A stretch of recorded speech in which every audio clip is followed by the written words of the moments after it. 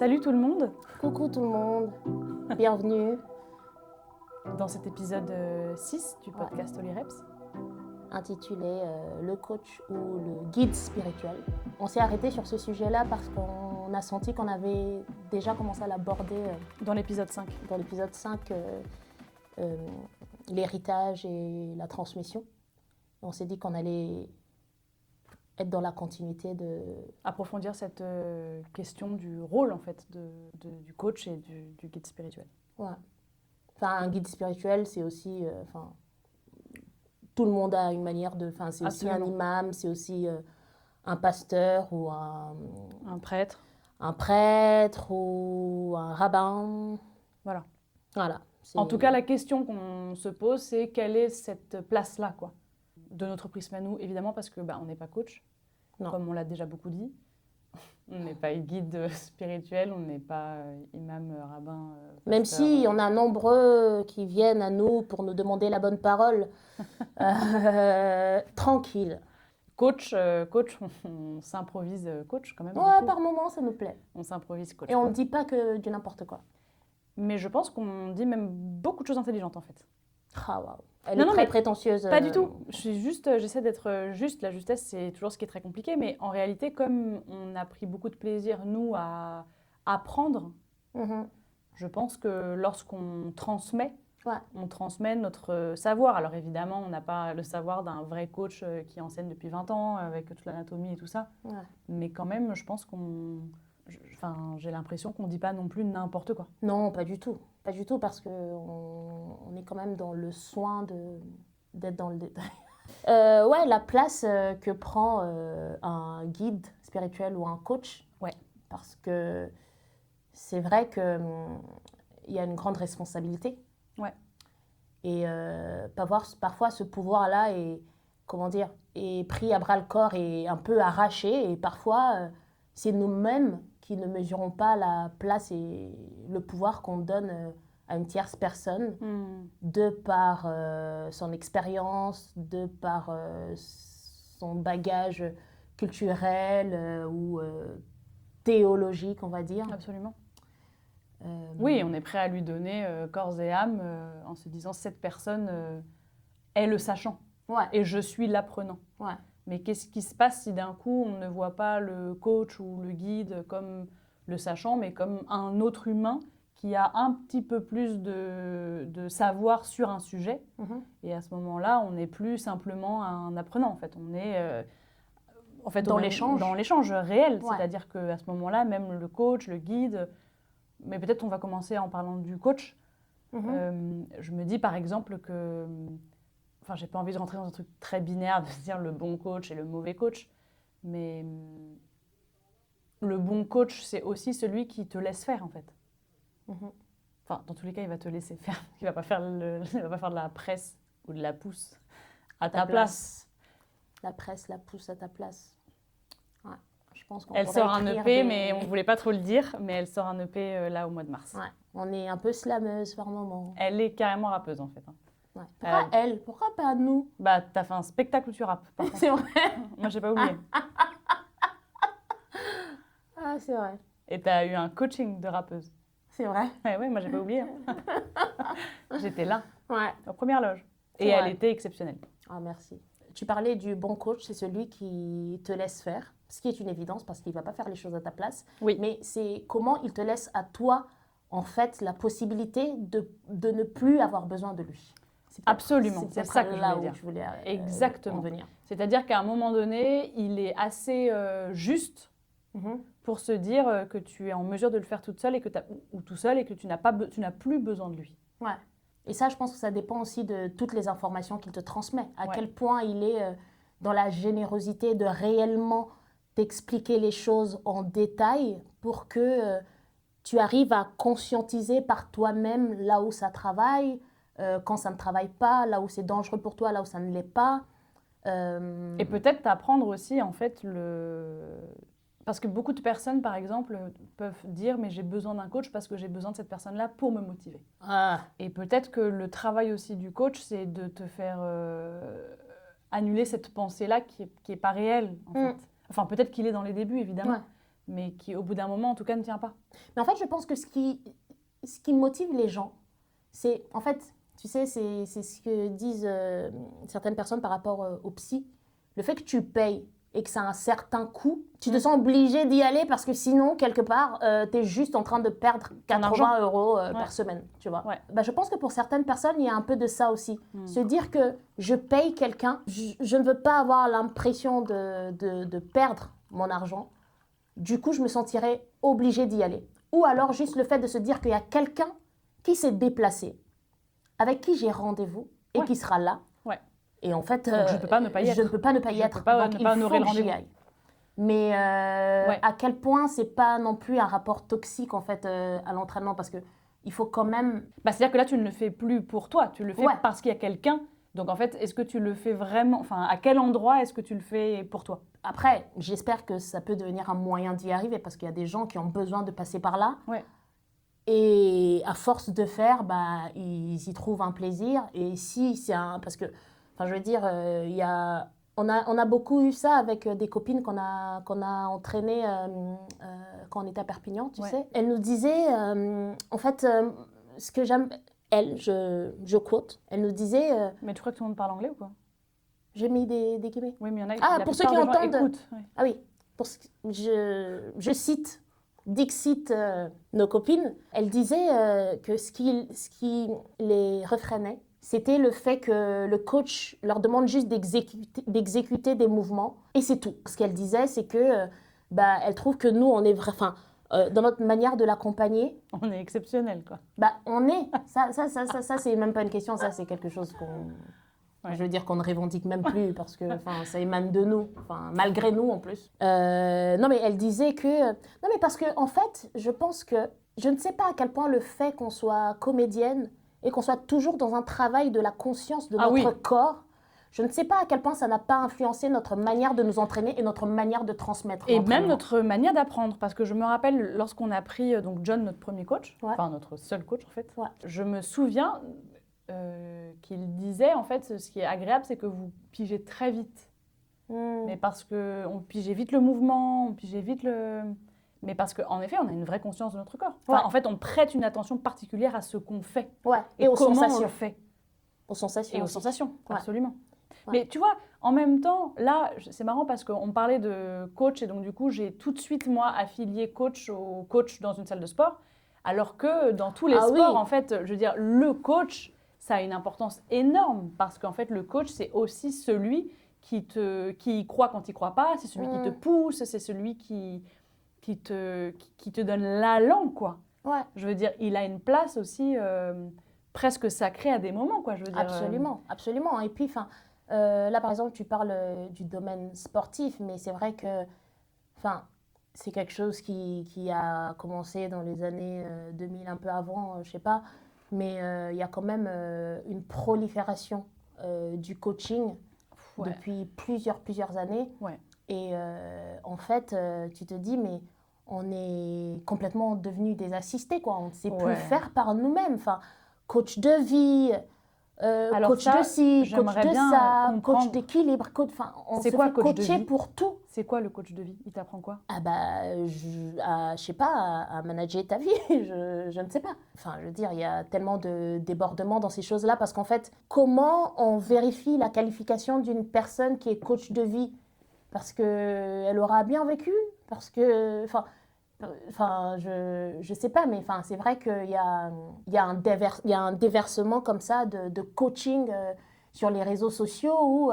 alors, je me suis posé la question, tu sais, à force de voir sur les réseaux un peu partout et même autour de nous des personnes qui nous proposent tant de coaching et de voir tellement de gens qui se font coacher, à quel point on ne se dit pas tout à coup « Ah, mais peut-être que je ne vais pas bien aussi.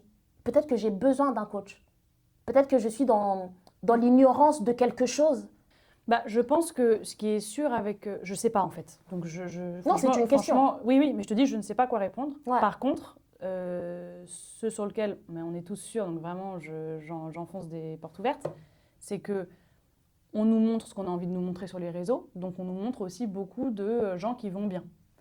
Donc, quand tu vois des couples où tout a l'air de bien aller, quand tu vois des mecs qui sont archi bien gaulés, des nanas qui sont archi bien gaulés, qui ont 4 enfants mais qui gèrent à balle, qui ont l'air de tout bien, tu vois, de bien manger, de bien machin, de bien prier, de bien truc, évidemment, ça fait un effet miroir et donc tu te regardes d'un mauvais œil parce que tu te dis, oulala, mais moi, je fais une parenthèse, je me rappelle d'un podcast que j'avais écouté où un imam expliquait qu'il recevait de plus en plus de jeunes couples entre 22 et 25 ans, des jeunes qui venaient de se marier et qui venaient le voir en disant voilà, on pense au divorce, alors qu'ils étaient mariés depuis 6 mois, tu sais, parce qu'ils se disputent. Et l'imam me disait mais si vous, enfin, évidemment que vous vous disputez. Et à plusieurs reprises, des jeunes filles dire bah oui, mais enfin, non, c'est pas normal. Moi, sur Insta, j'ai vu que, et donc à nommer des noms d'influenceuses, machin, machin, bah en fait, ça a l'air d'être chambé. Donc en fait, je comprends pas pourquoi nous, au bout de 6 mois, on se dispute, ça veut dire qu'on n'est pas fait pour être ensemble. Donc je pense que c'est surtout ça en fait. C'est-à-dire que comme on nous montre que des choses qui ont l'air formidables, bah en fait, en comparaison, ta vie a l'air moins bien. Du coup, bah tu te tournes vers des psys qui sont pas psys, qui sont psys parce qu'ils sont psychologues, genre ils ont eu ça dans un Kinder Surprise, enfin tu sais, ils ont eu leur diplôme, ça aussi c'est une catastrophe parce que ça pullule partout, sur des coachs de vie, des coachs de machin qui en fait sont des gourous, enfin en fait qui sont juste des gens qui te font un peu de yoga à 2 balles, qui c'est même pas du vrai yoga et qui profitent de toi, de ta thune, de ta crédulité, et de ton manque de confiance, de ton mal-être en fait. Justement, je me dis, ça va dans ce sens-là et ça va aussi dans le contraire, tu vois. Le fait de voir des gens qui vont hyper bien et de se dire qu'en fait, que c'est ça la vérité, la réalité, le goal, quoi. Et en même temps, voir tout un tas de coachings qui apparaissent et tu ne comprends pas tellement pourquoi, tu ne comprends pas tellement d'où ça vient et tu te dis, mais peut-être que moi aussi, j'ai besoin d'aller vers ça. Je sais pas. J'ai l'impression qu'on est plus... Enfin, en tout cas, ça m'est plus arrivé, moi, de voir quelque chose et de me dire ah mince, bah c'est sûr que moi, ça, je le gère pas, plutôt que de voir un truc de coach et me dire ah, j'en ai peut-être besoin. Tu vois ? Non, mais... C'est plus l'effet miroir où j'ai la sensation que c'est plus l'effet miroir qui te fait croire que du coup, toi, c'est moins bien. Mais c'est comme on se disait, par exemple, les coachings, comme il est très important quand tu regardes des coachings, par exemple, sur Instagram, de chercher, on va parler des femmes parce qu'on est des femmes, mais des femmes, en fait, qui font ta taille, en fait, que regarder des coachings d'une nana qui fait 1m40, si tu fais 1m80, bah, en fait, vous ne travaillez pas de la même manière. On travaille pas de la même manière, donc en fait, ça va être faussé. Et puis pareil, de comprendre aussi qu'on n'a pas les mêmes morphologies. Donc en fait, tu fais... Enfin, il y a une nana que tu suis qui a un fessier que tu aimes énormément, mais en fait, sa morphologie fait que, tu vois, elle va... Enfin, bien sûr, je veux dire là-dessus. Et donc du coup, ça crée du complexe. Et donc ça crée une sensation d'infériorité, une sensation de moi, je vais pas y arriver. De toute façon, je suis nulle. De toute façon, je suis une merde. Bon, bah du coup, soit je m'enferme dans la dépression, je coupe tout, je bouffe et puis je fais plus rien. Ou alors, je vais dépenser ma thune dans le dernier coaching à la mode qui a l'air trop stylé parce que apparemment, quand on fait ça, on s'en sort mieux. Mais dans tous les cas, c'est faussé parce qu'en fait, c'est un algorithme en fait. Bien sûr. Donc c'est une machine qui parle à une autre machine. D'où l'importance d'avoir vraiment... je pense que quand, en tout cas, on a envie de se faire coacher, je pense que c'est hyper important de prendre un vrai coach, en fait. C'est-à-dire que d'avoir vraiment une vraie personne, en fait, devant pendant 1 ou 2, 3 séances, je sais pas, mais avec qui il y a un vrai échange, quoi, une vraie conversation. Bien sûr, enfin, je veux dire, choisir ton coach comme tu choisis ton psy, dans le sens où, enfin, je veux dire, si le courant il passe pas ou si, dans ce qu'il te dit, tu ne te retrouves pas, t'es pas obligé de t'engager, quoi. C'est quelque chose que tu peux vraiment prendre le soin de choisir parce que c'est un accompagnement, c'est une responsabilité. Il faut que cette personne-là aussi prenne la mesure de sa place, quoi. Bah ouais. Donc ça part aussi de nous. Puis je me demandais la dernière fois, parce que je voyais une nana que je suis qui est coach, qui propose, elle a tellement de followers et tout ça maintenant, qu'elle propose des formations de coaching à distance. Et en fait, ça m'a vraiment questionnée aussi, cet endroit de la formation de coaching à distance, parce que évidemment, toi et moi, demain, on prend un coaching à distance, on connaît les machines, on connaît notre corps, on sait comment ne pas se faire mal, on connaît. Elle va nous demander de faire des vidéos, parce que c'est comme ça que ça fonctionne. En gros, tu fais un peu des vidéos de tes entraînements, tu lui envoies, et 1 fois par semaine, vous faites un visio, une discussion, et vous discutez un peu, tu vois. Mais je me dis, t'imagines si tu n'as jamais fait de sport, tu suis cette personne, tu l'aimes bien, du coup, tu as envie de prendre son coaching, qui coûte évidemment les yeux de la tête. Mais d'un coup, voilà, je me dis, quelqu'un qui ne connaît pas du tout, et qui va prendre ce coaching qui coûte 1000 balles Mhm. pour au final peut-être hyper mal exécuter parce que la personne n'est pas là pour lui dire, Ouais. pour regarder, pour prendre soin. Parce que c'est un coaching à distance où elle t'envoie des mini-vidéos d'elle pour que tu reproduises toute seule ou vous êtes en visio et et après- qu'elle t'observe. Non, c'est ce que je t'ai dit, tu te filmes et après tu lui envoies et une fois par semaine vous faites un visio pour discuter. Ah, donc tu te filmes, tu lui envoies. Oui. Donc il y a quand même un certain regard sur... Mais oui, mais tu sais très bien que toi comme c'est- moi, on peut faire l'exercice et se blesser. Évidemment, évidemment. Même si, enfin, je veux dire, Ouais, c'est important. Regarde Raphaël, putain, on va dire tous les prénoms de toutes nos copines. ouais. Tu Mais- l'as sorti trop vite. Mais parce qu'elle en a, c'est ce qui s'est passé. Elle a pris un coaching d'une nana une fois, Mm. qui lui a fait un truc, et en fait, elle s'est fait mal. Mm. Et du coup, elle a dû arrêter, et machin, parce Ouais. qu'elle a mal géré le truc, mais parce que la meuf, elle lui a juste donné un... tu fais ça, ma chérie, si tu veux ça, et puis... Enfin, j'imagine qu'elle ne parlait pas comme ça, et j'avoue, C'est vrai j'extrapole. qu'elles parlent toutes de cette façon. Toutes les personnes dont Qui coachent. tu parles, là, Elle parle toute elles comme parlent ça. toutes comme ça. Ouais, ma belle. Ah Ouais, ouais. ma belle, ouais. En fait, c'est aussi, je trouve que ça demande, quand tu es coach, une vraie honnêteté, en fait, par rapport à la personne que tu vas coacher. Évidemment. Et l'honnêteté, c'est aussi de dire, en fait, si tu n'as jamais fait de sport de ta vie, franchement, à distance, C'est voilà. aussi avoir cette bienveillance-là, de se dire, ok, là, je pourrais me faire de la thune, mais la santé de l'autre en face est quand même très importante. Donc, je vais la diriger vers quelqu'un, Oui. tu vois. Oui, Ouais, c'est se demander, en tant que coach, quel public j'ai en face de moi, tu vois. Ça va de soi pour les guides spirituels, absolument. parce que ce Oh. sont des personnes qui ont l'habitude de se tenir devant une assemblée. Et dans cette assemblée, il y a différents niveaux de discernement. Très important, le discernement. Bien sûr. Très important, le discernement. Parce qu'en fait, le discernement, ça te permet d'être dans l'analyse, dans la réflexion, dans la confrontation des idées en fait, le discernement permet vraiment en fait, qu'il y ait un dialogue. Ouais. Et tu vois, c'est ce que j'apprécie aussi chez certains guides ou pasteurs. C'est aussi quand ils te laissent la possibilité, après un culte, après une assemblée, après un prêche, de venir poser des questions. Ce que tu n'as pas compris, ce qui t'a échappé, peut-être qu'il a utilisé un terme spécifique qui t'a peut-être embrouillé alors qu'en réalité, tu as tout compris, mais juste avoir la place d'aller poser la question, de permettre le dialogue pour ne pas se retrouver dans quelque chose qui serait de l'ordre de la manipulation, en fait, parce qu'à partir du moment où il n'y a pas de dialogue, à partir du moment où on n'a pas la place d'analyser et de poser des questions, on est dans une parole performative qui impose les choses et qui empêche, en fait, l'autre d'exister et de penser alors qu'on est des êtres pensants, cogito ergo sum, je pense, donc je suis. Si tu ne me laisses pas penser, tu ne me laisses pas poser de questions, tu ne me laisses pas analyser, tu me prives d'existence en fait. Donc comment toi aussi tu te positionnes de façon à laisser de la place aux autres pour rentrer dans la conversation. Ça, c'est le moment où tu prends le bâton de la parole et tu l'emmènes autre part. Je sais pas, t'argumentes, Excusez-moi, je suis très très fatiguée. Ça se voit pas du tout. Parce que tu rayonnes. Merci. De rien. Je dis même pas ça parce que t'es mon ami. Je suis d'accord avec toi. Waouh. Ouais. Bon bah, il aura pas duré longtemps ce thème.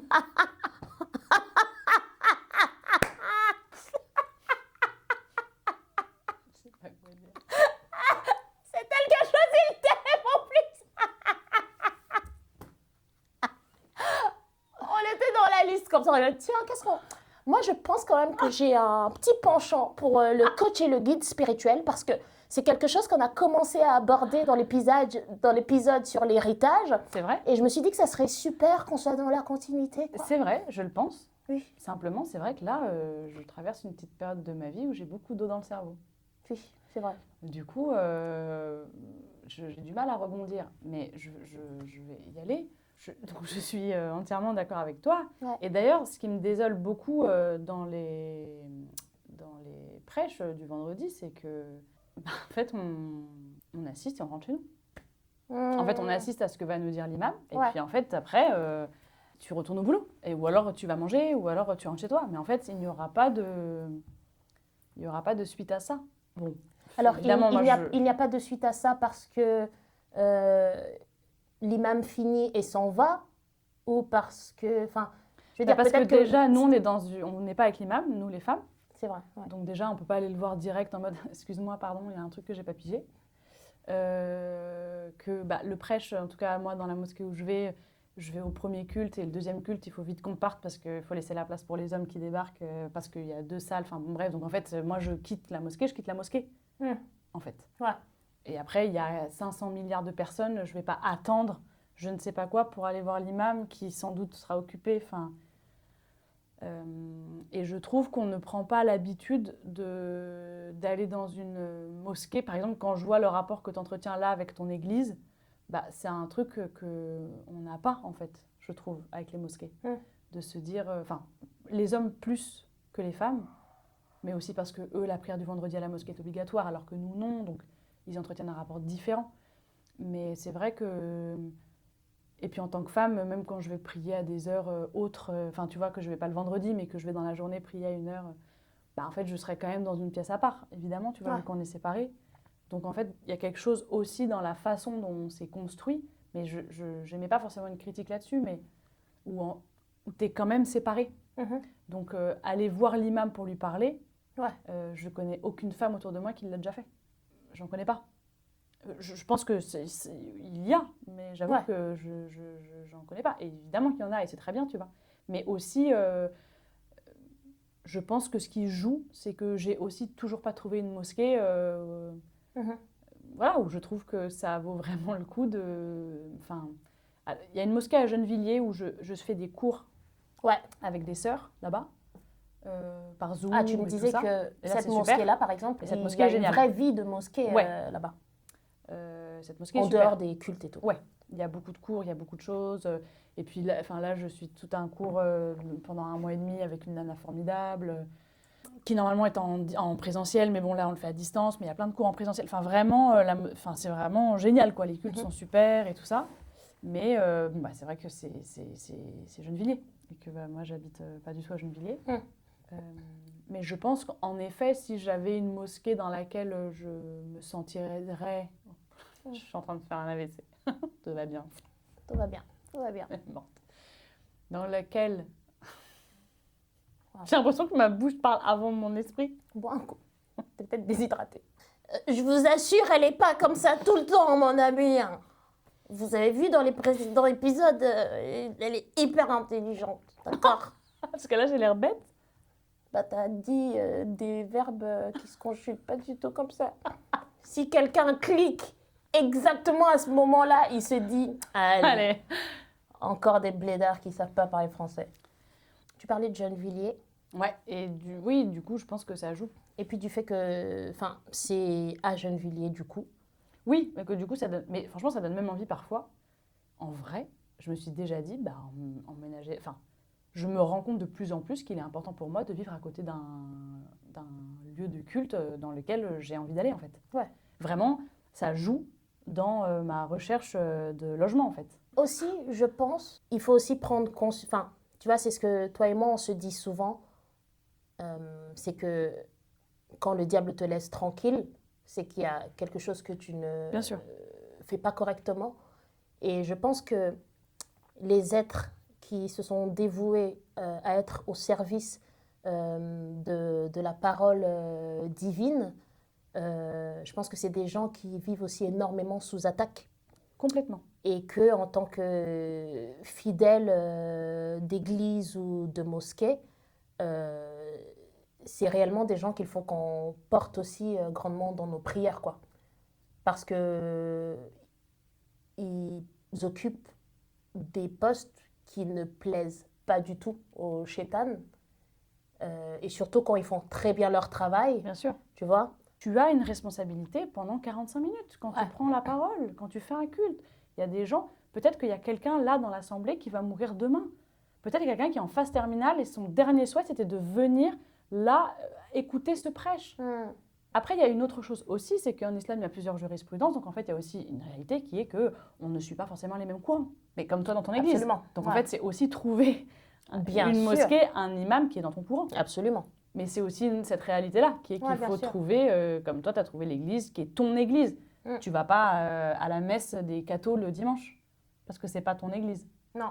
Tu pourrais y aller. Bien sûr, Sauf je pourrais. que, Si je suis dans une ville où il y Mais a qu'une évidemment que église quand, tu catholique à côté, je vais y aller, bien quand sûr. tu vas sortir, évidemment que ça va te questionner parce que c'est pas forcément ce que ton culte. Donc moi, c'est évidemment que quand j'assiste à ça, c'est pas l'islam qu'on m'a enseigné, moi. Ça, c'est pas ça. Bien sûr. C'est pas haram, haram, haram. C'est pas ça, moi, qu'on m'a enseigné. Moi, c'est l'amour, c'est la miséricorde, tu vois. Donc forcément, j'arrive là, je me dis, ouais, bah, par contre... Ouais, t'es perdu. Non, je l'entends. Vraiment, je l'entends. Mais je me dis, c'est triste parce que là, c'est de l'amour, quoi. C'est-à-dire que normalement, à la fin de ta prière, tu lui dis « je t'aime ». Combien de musulmans, à la fin de leur prière, disent « je t'aime, Allah ». Combien lui disent « je t'aime ». Merci, je t'aime. Alors que c'est la base qu'on devrait lui dire, tu vois. Mais parce que dans ces mosquées-là, avec ces prêches-là, t'as juste envie de lui dire « pardon, pardon ». Mais non. Enfin, oui, pardon, bien sûr. Fais ton dit et demande pardon. Mais dis-lui « je t'aime » aussi quand même. En fait, c'est aussi... on va dans ces lieux de culte aussi pour chercher de la nourriture pour notre foi, quoi. Enfin, cette nourriture, en vrai, on sait la chercher nous-mêmes. Ce que je chéris énormément, c'est ce que m'a transmis ma mère, c'est le rapport à la lecture, de vraiment lire les versets, de les décortiquer, de réellement les laisser mijoter en nous. L'église, c'est un plus, en vrai. Oui. C'est pas un tout, c'est un plus. Le but de l'église devrait être qu'on n'ait plus besoin d'y aller. Enfin, on ira toujours parce que, je veux dire, c'est important de prier ensemble, c'est important d'écouter. Mais en fait, l'objectif, en vrai, c'est pas de fermer l'église, mais c'est de se dire que, franchement, si tu pouvais te passer de cet endroit parce que tu as tellement appris que ça pourrait être possible, en fait.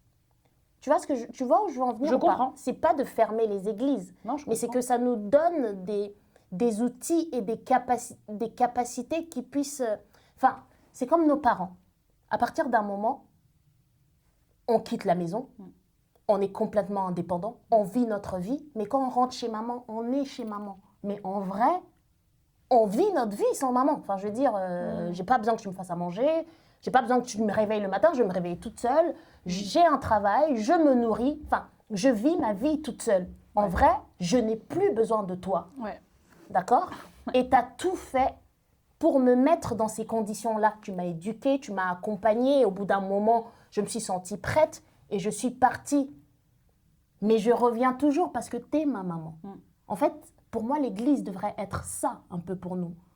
Je viens non pas parce que j'ai besoin de toi, mais parce que je suis dans le plaisir d'être là, de partager et d'échanger et de grandir, tu vois. Mais je suis quand même libre parce que tu m'as transmis quelque chose, tu m'as transmis des outils qui m'ont rendu libre. Mais ça ne veut pas dire que je renonce à toi, ça ne veut pas dire que je veux qu'on te ferme, ça ne veut pas dire que je veux que ma maman meure, j'ai plus besoin d'elle. J'aurai toujours besoin de toi parce que, en fait, j'ai besoin de tout ce que tu es, tout, mais je peux vivre sans toi. Tu vois ce que je veux dire? Ouais, bien sûr.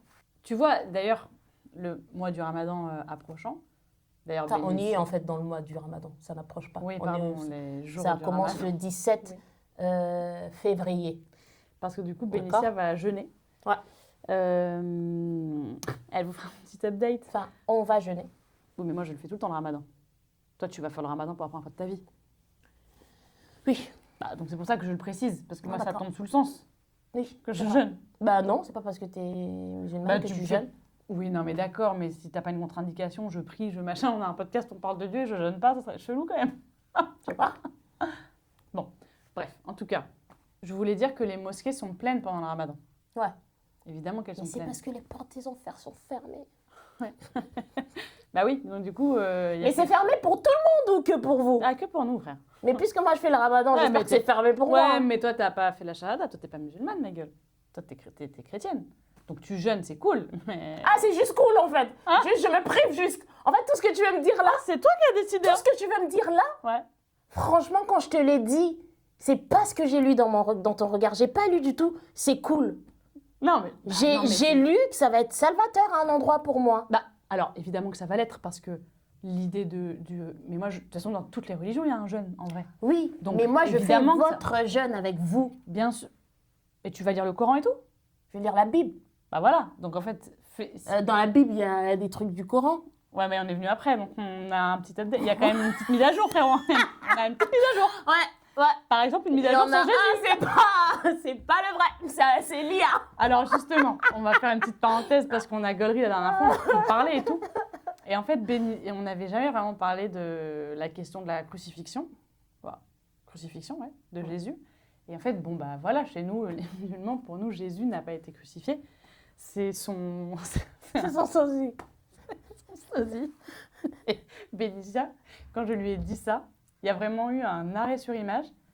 2-3 secondes, vraiment c'était cinématographique. 2-3 secondes d'arrêt. Et là, elle a explosé de rire en me disant son sosie. Voilà. J'étais vraiment, ça venait Hilar. du fin fond de mes tripes. Elle Genre. était hilar. Donc on a dit, écoute, on verra à la fin. On verra qui avait raison. C'était son sosie. À la fin, on va voir. Est-ce Ouais. que c'était nous, c'était vous? On Ah, sait le pas. pauvre sosie, quoi. En fait, du coup, c'est lui qu'on devrait mettre en avant depuis tout ce temps, mais miskin, le pauvre. Non, mais par contre, si tu fais le ramadan, lis le Coran. Bah, offre-moi le Coran. Ouais. C'est le mois du partage en plus. Ah bah, absolument. T'as trop peur de dire Non, une mais- connerie. Non, mais... Qu'est-ce qu'il y a? Non, mais je veux dire... Bah, je suis pas musulmane. Voilà, je sais. t'es pas musulmane, quoi. Bah oui, je sais. Voilà. Oh, on dirait que c'est triste pour moi. T'es pas musulmane, quoi. Mais je t'aime quand même, hein. Mais, enfin, tu vas aller en enfer, quoi. Enfin, Non, mais jamais. je t'aime quand même, hein. Jamais. Mais... Tu disais, je sais ce que tu disais. Tu Qu'est-ce que je disais... Oui, que en fait, les mosquées sont pleines sont pendant pleines le pendant le ramadan. ramadan. Et en fait, je voulais faire un lien avec ce que tu disais, Mhm. qui est que... Mais j'arrive pas je sais pas comment faire le lien. Vas-y, essaye quand même. Mais de dire que d'un coup, pendant le ramadan, ça devient comme vital d'aller à la mosquée, parce que tous les soirs, il y a un prêche, parce qu'on prie tous ensemble. C'est pas hyper clair non plus dans ma tête, mais en Peut-être gros, que d'un coup, tu vois, ces lieux-là deviennent aussi importants dans des périodes de fête, Ouais. parce qu'on vient chercher quelque chose, mais que normalement, on pourrait faire sans. Enfin, Ouais. On pourrait juste y aller sans forcément chercher quelque chose, quoi. Y Ouais. aller juste pour le plaisir d'être dans... Enfin, quand je parle de plaisir, c'est pas pour aller tchatcher avec les copains. non. C'est être dans le plaisir de plaisir De la communion. de communier ensemble. Parce que nous, c'est ce qu'on dit. Il y a des versets qui te demandent de chercher Dieu dans le secret, enfin vraiment à part, loin des autres.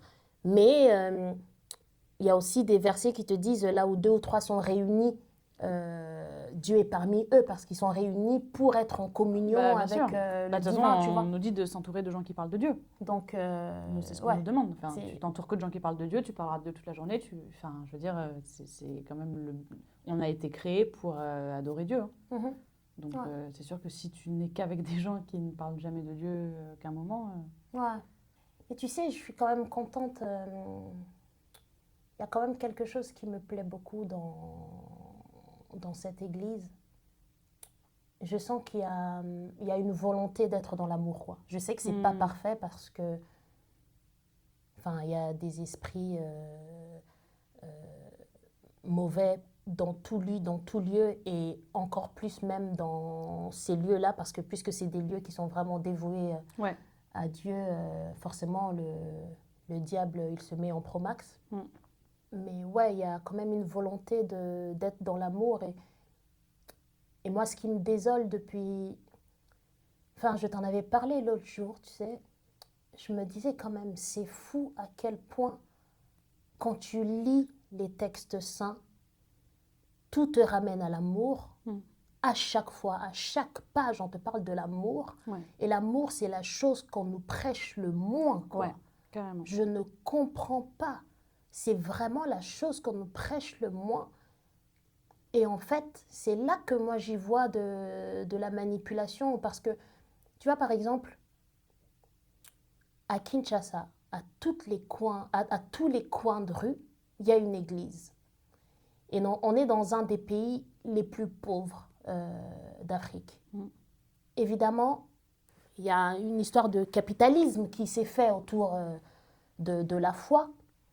Et je me dis, mais ce gars-là qui va se lever devant des gens qui ont peut-être, qui ne savent pas s'ils vont pouvoir manger ou nourrir leur famille ce soir, bah déjà, il ne va pas leur prêcher de l'amour parce qu'il se dit, ils ne sont pas venus pour entendre ça. Il va leur prêcher que, voilà, Dieu, il va te donner de l'argent, Dieu va te donner ci, Dieu va te donner ça. Et c'est comme ça qu'ils les tiennent aussi. C'est comme ça qu'ils les manipulent.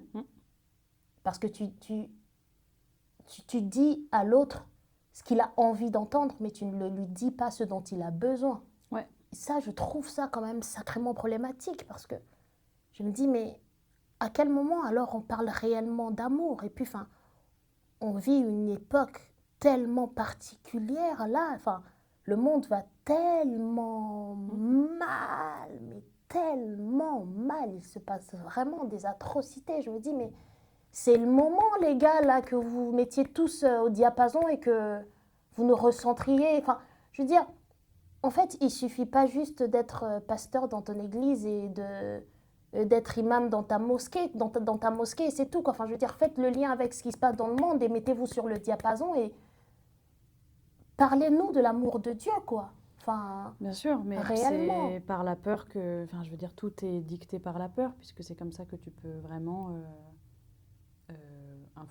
manipuler les gens. Ouais. Donc, en fait, je veux dire, la dernière fois, je tombais sur une vidéo où ils avaient réuni un imam, un pasteur et un rabbin. Et dans les commentaires, les gens étaient là, waouh, c'est génial d'avoir fait ça. Je me disais, mais c'est des gens de Dieu. Enfin, qu'est-ce qui est incroyable en fait. Ben maintenant, on est là à se dire, c'est formidable de voir juste des gens de différentes confessions parler ensemble. Ouais. Tellement on nous a fait croire qu'on était complètement différents, à croire qu'on ne prie pas le même Dieu, à croire qu'on n'a pas les mêmes prophètes, à croire qu'on raconte des choses fondamentalement différentes dans nos livres, alors que, mon Dieu, tout se rejoint. Enfin, tout est fait pour nous diviser à l'intérieur même de nos communautés. Ouais. Et c'est malheureux. Je ne comprends pas, moi non plus, pourquoi est-ce que ce n'est pas l'amour qu'on place au centre. Parce que c'est grâce à ça, en fait, qu'on avance, quoi. On fait croire... Enfin, tu vois, même dans l'enfance, on va tout de suite faire peur à un enfant pour pas qu'il fasse quelque chose. Par exemple, on va lui dire, si tu traverses, tu vas te faire renverser. Donc, il ne traversera pas. Donc, en fait, on est aussi éduqué dans un rapport de carotte, de la peur, de tout. Et c'est parce que tu as peur... Enfin, tu risques quelque chose, donc tu ne le feras pas. Donc, en fait, on est éduqué par rapport à Dieu beaucoup là-dedans, pour la plupart. 70% de l'éducation religieuse des enfants se fait par la peur ou par la carotte. Si tu pries, tu auras des bonbons.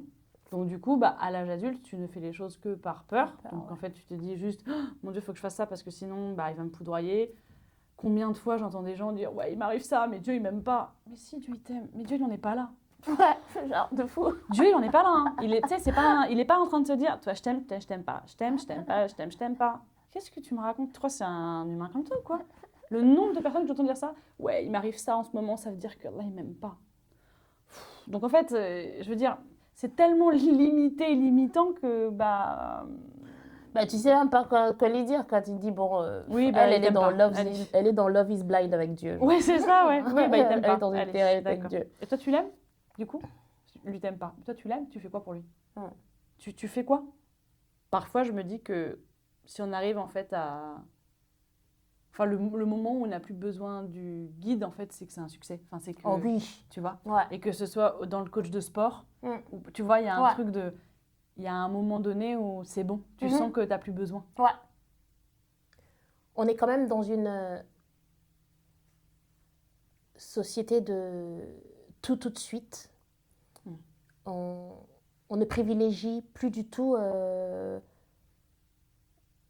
la quête intérieure parce que c'est lent, parce que du coup ça prend du temps,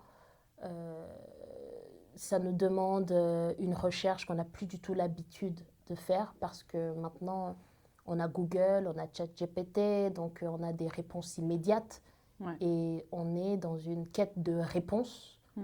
et pas de vérité. Parce que la vérité, ça cherche, ça demande de creuser, quoi. Mm. Et on veut pas. On veut pas, on veut qu'on nous dise tout de suite, on veut qu'on nous dise, bon, Ouais. ah ouais, t'as mal là, ah c'est parce que t'as ça, c'est tout. Ouais. Alors que, enfin, je veux dire, ah t'as mal à la tête, eh ben vas-y, prends un Doliprane. Alors qu'en fait, si tu prends juste le temps de te dire, est-ce que j'ai bu de l'eau depuis ce matin? Non. Ah ben en fait, je suis déshydratée, donc il faut que je boive de l'eau. J'ai pas du tout besoin de prendre un Doliprane. Ouais. C'est aussi retrouver cet endroit-là de recherche, quoi, que ce soit en étant, même en étant avec un coach sportif. Évidemment, il te transmet des choses, mais il ne connaît pas tout. Toi, de ton côté, quelle recherche tu fais? Parce que le coach, il va te dire, écoute, ça se passe à la salle, ça se passe aussi à l'assiette. Bah, peut-être à toi d'aller chercher ce qui est bon pour toi. Toi, il a fallu que tu te rendes compte que tu avais des ballonnements parce que tu étais allergique au gluten. C'était plus que des ballonnements, j'avais envie de vomir. Ça fait 6 ans que j'ai envie de vomir tous les jours. Ouais, mais tu vois, c'est que c'est pas quelqu'un qui t'a dit t'es allergique au gluten. C'est que tu t'es questionné sur toutes ces sensations que tu avais, tu as cherché, tu as posé des questions et t'en es arrivé au point de te rendre compte, mais en fait, c'est le gluten mon problème, tu vois. Donc c'est important d'être aussi dans cette recherche-là, de compléter l'information, de ne pas juste être dans la réception de quelque chose et en faire sa vérité. Parce que la vérité de ton coach, il a 10 000 clients. Hein. Et des fois, il y a une certaine généralisation aussi des choses. Bien sûr. Qu'il y en a, il faut pas si lui est en position de je suis l'apprenant et que toi tu te mets juste en position de je suis l'apprenant pardon et lui c'est le sachant, c'est foutu, mais pour tout. Bien sûr, bien sûr. Donc développer aussi cette recherche-là qu'on est en train de perdre en fait. Je trouve qu'il faut prendre le temps aussi d'intégrer, de comprendre, de partir, de revenir, de cheminer en fait. Enfin, le chemin appartient à ceux qui marchent en fait. Bon, bah écoutez, merci d'être là, de nous suivre, de nous liker, de nous commenter et on se retrouve bientôt pour le prochain épisode. Allez. Bisous. Bisous, ciao.